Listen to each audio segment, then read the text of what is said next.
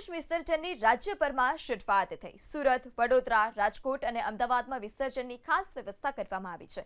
સવારની પૂજા અર્ચના બાદ વિસર્જન યાત્રાની શરૂઆત વાજતે ગાજતે બાપ્પાને વિદાય આપવામાં આવી રહી છે। 10 દિવસ બાપ્પાની સેવા કરવામાં આવી, પૂજા અર્ચના કરવામાં આવી અને હવે 10મા દિવસે બાપ્પાની વિદાય।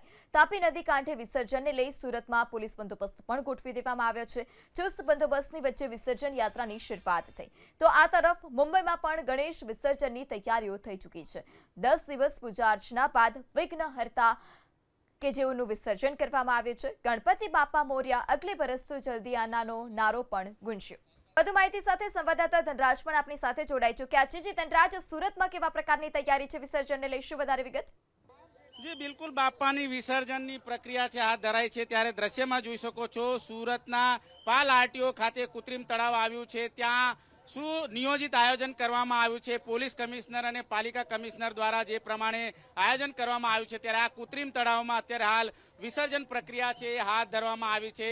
તસવીરો તમે જોઈ શકો છો અત્યારે જે પ્રમાણે સુરત શહેરના અલગ અલગ 9 ઝોનની અંદર કુલ 22 જેટલા કૃત્રિમ તળાવો બનાવવામાં આવ્યા છે ત્યારે આ કૃત્રિમ તળાવોની અંદર વિસર્જન પ્રક્રિયા છે એની શરૂઆત થઈ ચૂકી છે।